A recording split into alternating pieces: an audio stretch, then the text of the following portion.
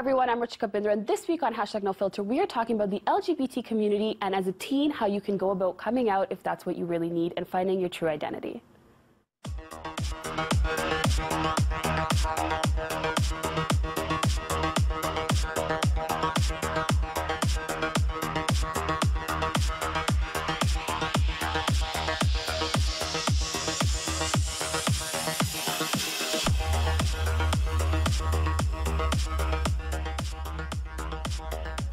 Hi everyone, welcome to this week's episode of #NoFilter. With me today is our teen panelists. We have Vern, Olivia, and Cassandra. Hi guys. Hi. And I'm very, very excited. For someone who wanted to get into journalism and hosting, I have with me somebody that's been a huge, huge inspiration for me to enter the Canadian media landscape. He is a fabulous media personality. He's interviewed some of the biggest names in the business, from Hollywood to Bollywood. I'd like to introduce Daniel Pillai. Thank you so much for having me. Hello. Thank you for coming. Thank you. I'm so excited. So it's a little bit of a serious topic at the same time because we've just had the Orlando shootings that have happened. Yes. And I'd like to make a focus and just take a second to say that my heart goes out, I think, for all of us, to every single victim in the entire city and the entire community, I think, in general, because there's so much question going on around it. So a lot of teens tweeted us that they wanted this topic to be discussed. The LGBTQ community, some people say the LGBT community has gone, as long as no one's going to be upset with us, we're good. It's gone through a huge evolution where we think people are able to talk more about it, but then things like this happen and we're like, okay, where are we going back? So for someone like you, what has your journey been as a teen entering into this space and finding who you truly are? That's a loaded question. I know. I think, if anything, I've found myself throughout all of this. You know, That's amazing. I actually told my mom I was gay in 2010, so I'm 6 years old, really. Okay. But I think it's been a journey of self-expression. I think I'm more comfortable than I have ever been in my life right now, and it continues to be a journey. I think for anybody who goes through a struggle with your sexual identity, it doesn't just stop when you tell your family you're gay. It continues. It goes on for the rest of your life, and it really is a journey that kind of defines who you are in very beautiful ways, and sometimes it's a struggle as well. And for you, when you wanted to enter the media sort of space, you knew you were going to be in the public eye. Was that something that concerned you? Were you like, oh, now I'm going to be more open to being judged because of my identity? Or were you like, this is who I am, and you were confident? I was so scared. Okay. Because I was being brought on to do a gossip segment, and it was being pitched to me like, oh, you're going to be Bollywood's Perez Hilton. And at that time, Perez Hilton didn't really have a good profile. You know, he was being called a bully. He was being told he was being very mean and negative. So I actually declined the opportunity the very first time. But then, you know, Veronica Chill, she convinced me to kind of come back and be amazing. And I found my voice. And I had told my mom I was gay 2 years prior. So I had a bit of an adjustment. Was it in your teen years, Daniel, that you kind of... I was 25 years old. Okay, so you went through your entire teen... I just gave away my age, but I was 25 years old. You just turned 30. Happy 30th, Daniel. I'm 31, actually. But I know, I just wanted you to feel a little bit younger. But it's okay. You can be 31, that's fine. Yes. So you told your mom much later than most teens today want to, and that's what a lot of teens tweeted. Some of them said, you know, it's anonymous to them, but some of them said, how do I go about it? How do I go about kind of having this conversation and not having my immediate family kind of judge me? And they weren't so much concerned, and the funny thing about it to me is they weren't concerned about their parents, because they were like, no, my parents are going to love me regardless. They were more concerned that their parents would have to answer questions that were challenging to, I guess, the society around them. So for teens, or how did you go about your teenagers? Because at that point, did you know? Did you tell, like, anybody? I was a very different person. Okay. I was very quiet. I didn't really, you know, see all of this fabulousness that's here right now. I was very quiet. I didn't really speak to anybody. I kept a very small group of friends, and so I was a very different person because I was ashamed to be who I was because I didn't feel comfortable talking to my parents about it. But that's because I grew up in a very conservative South Asian household, and being gay wasn't accepted. You were told it was wrong. I was bullied about it growing up in my family and by friends.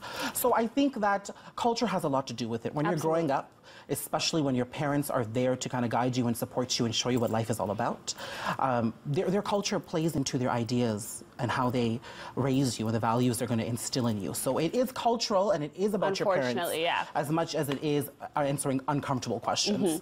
Did you tell at that point at least like your best friend, or did you have a sibling? Like, who did you confide in? No one. You were like, I'm not ready. I will be honest with you. I think the day when I told my mother I was gay, I knew maybe like 4 hours earlier. I kind of admitted it to myself. And I think it's this question you ask yourself all the time, and until you say, yes, I'm gay, you're never going to fully accept it and say, this is who I am. So I literally knew like the day before. I just woke up one morning. I was like, oh my God, I'm gay, and I'm gonna tell mom. It was just a moment. It was just a moment, and it was. But coming to that moment, it was 25 years though. But I think it was a huge life-changing moment because I think it must have been a sign of relief for you because it was sort of built up inside in different ways. Maybe you didn't realize it. And I think when you hit it, it was like, now you can live. You know what? I felt like I had wings. Yep. You know, it really did. But I've had a lot of uncomfortable conversations with my mom since then. And especially with the shootings in Orlando this Sunday. Though that discomfort has kind of come right back up. Of course, so, and that's natural for her, right? It's in and out, it really is. But I feel 100% me. And that's a beautiful thing. And that's what we want. You know, the reason we did this, based on not only the shootings, but on this idea is that I want people, regardless of what their gender is versus their sexual identity, I want them to feel comfortable in whoever they are. And I want them to be in that space because I think we've come so far in life as a culture and as a generation that if we can't be comfortable in who we are, then to me, that's like a problem on a human level. Absolutely. We have a huge problem. So I'm going to ask you guys, because it's been a few years, even though I'm young, that I've been in high school and in the teenage years. What's it like now? Is it still the same? Because I know when I went to school, one of my best friends was a lesbian, and I was the first person she had said it to. And we were 14 years old, and she said, I don't know how to say this to anybody. And she was from an Orthodox Christian family, and, you know, that's not something that she felt she could, you know, kind of talk about. And she said, I'm telling this to you, don't judge me. And I remember we both cried because she was so nervous and she was shaking. And she was scared that she was going to be bullied all throughout school, so she didn't tell anybody. You know, she pretended to go on dates, and it was kind of like, you know, she wanted to fit in. How is it now? How is the school culture now? I want to know. They're definitely more accepting than that, but it definitely has that same thing where they're very nervous to come out and tell people, right? But yeah, we've definitely moved forward a lot because there are a few kids in my grade who are transgender or they're gay or lesbian, but they're very open about it, and I think once you see one person come out and the way the community reacts, and if they're accepting you, then more and more people will be comfortable with who they are. Is it the same for you guys? Have you experienced no issues with that? Right, like, yeah, I've also had friends that are gay, and so the way that they kind of deal with this is that they initially tell their parents, then they tell their friends, but I guess when you surround yourself with the right kind of people and they're accepting of that, then the person who is, you know, confused with their sexual identity, they feel like it's okay and that their friends are accepting and that you know, that they can talk to anyone at any time. Because they have a support sort of in the back now that's there, right? So if you feel like you can kind of go ahead with who you are. I have a question, Daniel. A lot of people get confused with their gender and their sexual identity. So can you explain that in basic ways to our teens? Because I just want to dumb it down for them. So there really isn't a basic term because one of the things about the community is that it's a lot of our identity is not just based on the stigma or the stereotypes or the ideals that are imposed on us. It's how we feel. Hold that thought, Daniel. We're going to look at into this in more detail on the other side of the break.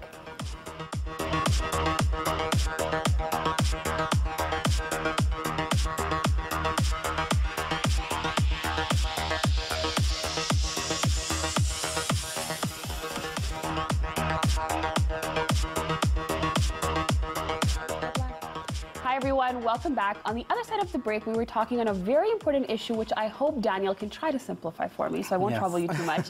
Gender and sexuality. A lot of people, I guess people that don't necessarily have the knowledge on it or want to get the knowledge on it, ask these kinds of questions. Can you simplify it for me? What is the difference and what could it mean in this situation?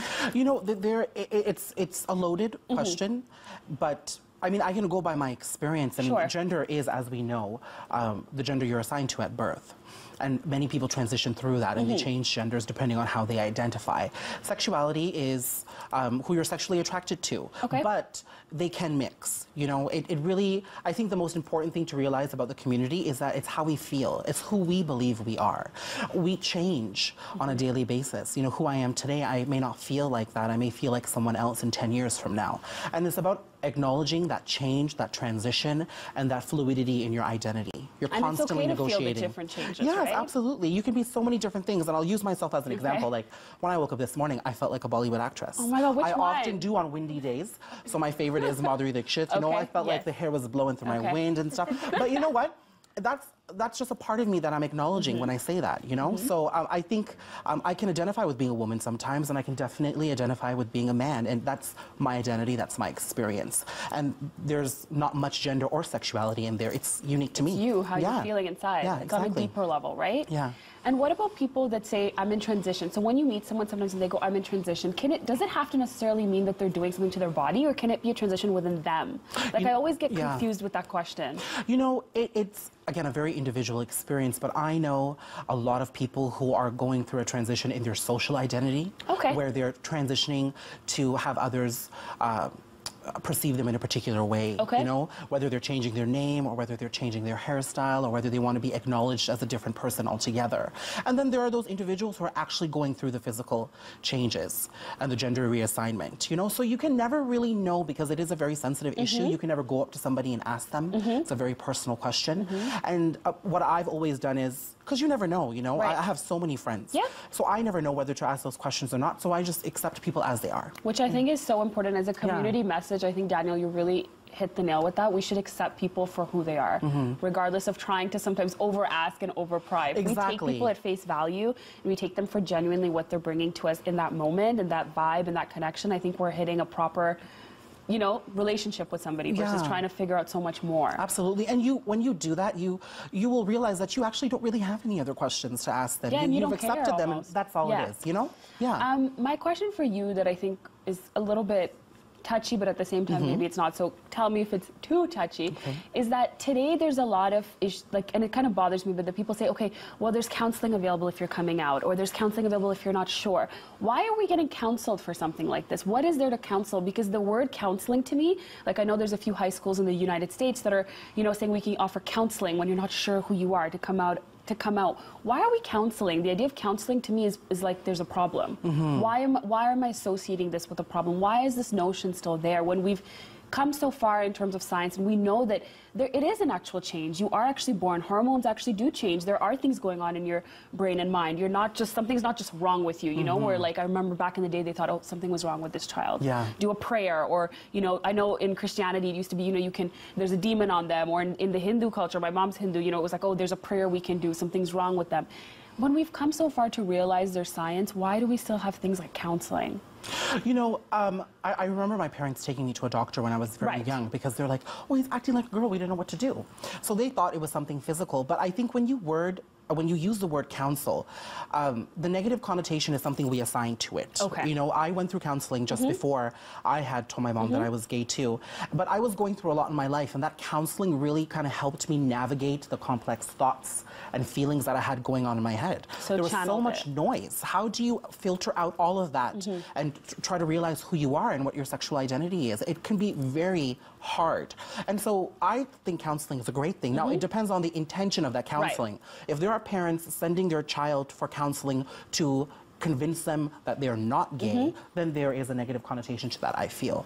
But if certain parents are sending their child to counseling to help them navigate themselves in this very complex world and social media these days, it's positive. So it really is the meaning we give it. And I guess, exactly what you said. What is the intention of this? What is the purpose that we have behind it, right? Yeah, exactly. So I think it goes both ways. Okay. Yeah. Guys, do you guys have any programs in your school, or is there sort of a community? I know there's clubs formed everywhere. Like when I went to high school, we had like the gay club, and, you know, everybody was there, and they would throw events, and I loved it because they were all like my best friends. And they were such party people, and I'm like, you guys are so cool, and like I want to hang out with you all the time. But they're like, okay, you're like coming a little too much. Like, get out of my space. Do you guys have those kind of like camps or clubs, I guess you could say? We don't have any clubs or anything, but I guess it's just kind of like, because everyone at my school is very open about it. It's not something that you need a club for, like, to, you know, they all have to be together. We never came across that, right? But we do have guidance counselors if you do need to talk to someone about it. Yeah, my school, they do have an LGBTQ kind of club. Okay, like a community found. Yeah, I think it was just last year because the president kind of went to university and stuff, so I don't think they carried it on. And I wasn't even a part of it, but I remember they always had events going on, and they always had like cakes, and they were always celebrating something, whether it be Pride. But yeah, we had stuff like that, and even the bad boys at my school, they accept the LGBT community, which is like fab. Yeah, everyone's just so accepting at my school. It's so fun. So yeah. Daniel, does stereotypes bother you as somebody who's active in the community? For example, I'm going to tell you the most common stereotype. I always go shopping with my gay best friend because he has the best fashion sense. Do you feel like these stereotypes almost irritate the community, or are they like, oh, I'm fine with it? No, the person who said that is right. I know they are. Your gay best friend does know what the latest trends are. Look at what you're wearing. Exactly. Look at all this bling. Okay. Beautiful. So I actually love them. I celebrate them. You know, I think, but that's very individual to me. I think if you choose to see it in a very negative way, then it's your decision, and then those individuals may want to work in trying to negate some of those stereotypes. I celebrate them. If you want me to be your gay best friend, I will be your gay best friend. You want to go shopping, I'll do that too. You want me to wear pink, I will do it. I'm happy to do all those things. And sometimes I think you have to take it with a grain of salt. The person who said that is just celebrating her gay best friend. She's not meaning anything negative by it, you know? And I think if we get caught up too much in language and this meaning, that meaning, is this negative, is this positive, we're losing the sentiment and being in the moment and just taking it for what it is. And I think that's what you have to do. With the shooting that just happened and everything that's going on in the media, if I could tell you, what is the one thing that you'd like to see really change? Like, with everything that happened, I know you probably had a discussion with your mom again about it. Is there one feeling that you felt, or sort of were you like, again, or were you like, you know what, there was another motive? Like, what was the first thing that came to you, honestly?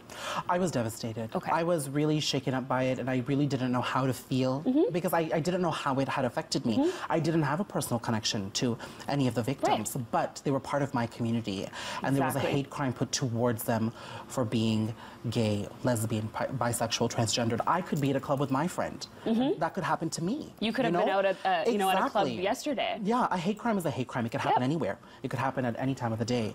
And it was quite tragic, but I think at the end of the day, what I want people to know is that you can't live in fear. Okay. We have to go about our day. On the other side of the break, we're going to talk to Daniel about some tips about communicating with your family. Stay tuned, everyone.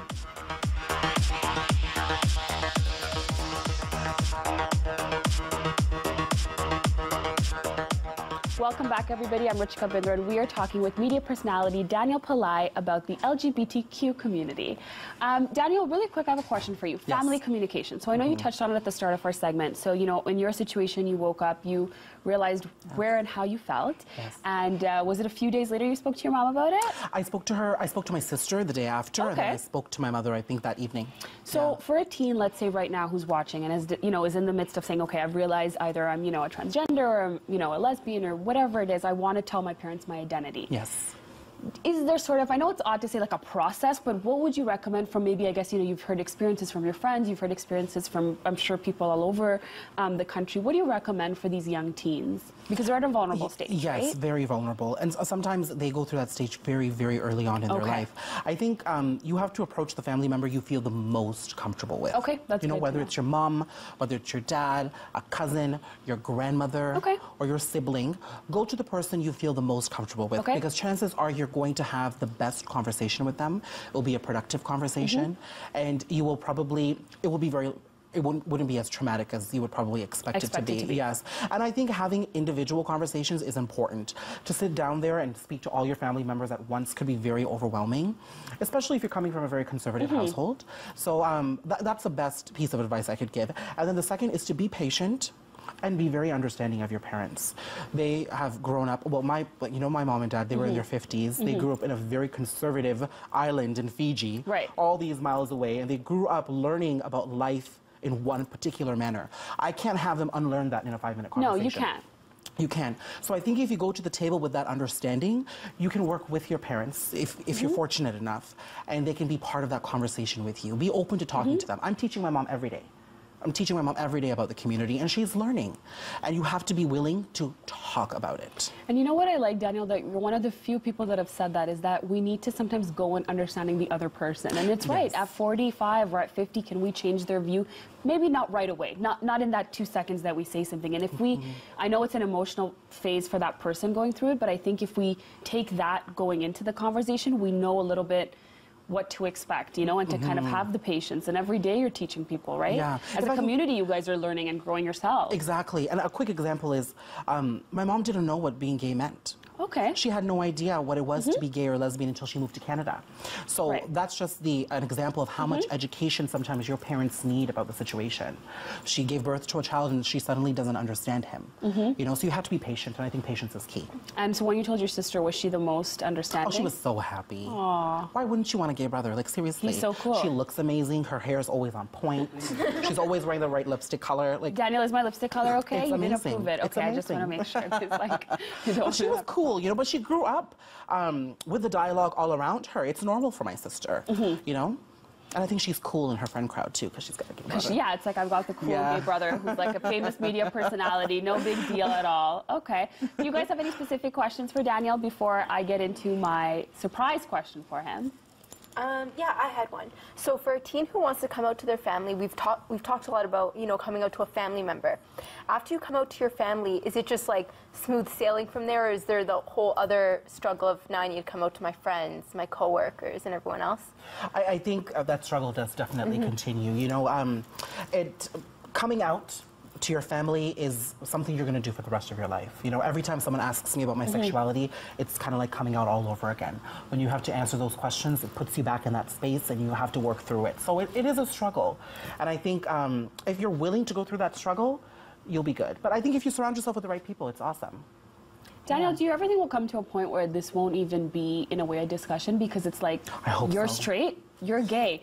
You're like, why is it, like, you know, can we come to that point that, okay, my kid is born, okay, you like men, that's fine. You like women, okay, you like each other. Like, do you think we'll get there eventually? Because I'd really like to see it, at least in my lifetime. I really hope so. And Okay. in my lifetime, I hope I get to see that, you know? Especially with these millennials right now. I know I'm a millennial, but you the younger you're end... young, Gen X, Y, Z, whatever they call them. The younger end of the millennials, they are just so savvy and accepting, and they come to the table with so much knowledge. And by the time they start popping out kids, I hope that this isn't an issue. I really do. Like, when I'm a granddad, and I will be, I hope to be in that generation that... You know, we're just accepting, and we just accept everybody for who they are. Yeah, I think if I can have one wish for my lifetime, it would be to have this just be normal. I just don't like the fact that it's like a community, a separation. It bothers me. So on a more lighter note, Daniel, we're going to take a few seconds to talk to you about, you have a new web series coming out, Date with Daniel. So for a lot of people I know that know, and that a lot of people were really excited to have you on our show, you've hosted some big celebrities. You've spoken to people like Frida Pinto, you've spoken to Shah Rukh Khan, Priyanka Chopra, you know, all these big names. Now you're sitting down. What is Date with Daniel about? So Date with Daniel is the world's opportunity to have a date with me. Okay, because everybody needs a date with me. And, you know, it really came at a moment in my life where I feel very confident to be who I am. And I'm so confident in my self-expression. So having this conversation here today, I've been doing this for many, many, many years. And I'm finally at a point where I feel amazing. And I want to talk to people the way I want to talk to them. And I want to find out about what makes them tick. I want to talk about their sexuality. I want to talk about their experiences. And I want to do it my way. And that's coming at a point where I feel very confident in being gay and being South Asian at the same time. And so the show was really born out of that. Okay, so it's come out at a right time in your life, I guess you could say. When is the launch date? It is June 23rd. I'm very excited because I'm tuning into it. So we're going to have Date with Daniel's web and social media info on our webpage for everybody to check out and watch. So how do you select, what kind of guests are you going to have? Is it people from sort of only fashion, only for business? Is it from, like, is there sort of a category you've selected? Anybody with a story. Anyone fab? Anyone's, you know, fabulous. Fabulosity is a term I use for anybody with a story. You know, if you've got something interesting to talk about, I want to hear it. Whether it's about fashion, whether it's about your new channel, it could be about your shoes, it could be about what you ate in the morning. If you've got something interesting to say, I want to provide that platform. And when did you get into wanting to be in media? You know what? I actually didn't want to be in media. What did you want to be? I was studying to be in public relations. Okay. And I kind of ended up there for a few years. And then, you know, this industry literally called me. And the opportunity presented itself, and I stepped into it, and it's been a whirlwind. But it's been good. Okay. So do you think you'd ever go into fashion styling or fashion web series? That's a lot of pressure. Because you're so fabulous. Do you think you would do it? You know, being fabulous is very hard. I know. You know? So do you think you would share your fabulousness with all of us? You know what? The fabulousness comes from just being who I am. Okay. It really does. That's the biggest style statement you can have. It's just to be who you are. So it's not an act. It's not a pretense that you put on when you, okay, I'm, you know, rolling tape. I'm going to act this way. This is how Daniel is on and off. Yes. And really, you ask all my friends, I'm like this when I wake up in the morning. And you know, if I'm in a good mood, I'm like this before bedtime too. You know? I want to see Daniel on an off day. Like, I don't know. Do you have an off day? I do. Okay. Is it bad? It's very traumatic. Okay. It can be very traumatic. Okay, yes. not a problem. Well, I'm very, very excited to have had you on the show, especially with everything that went on this week, to talk about something so important and close to you. Thank you for coming. Thank you. We wish him all the best for Date with Daniel. Thank you for watching, everyone.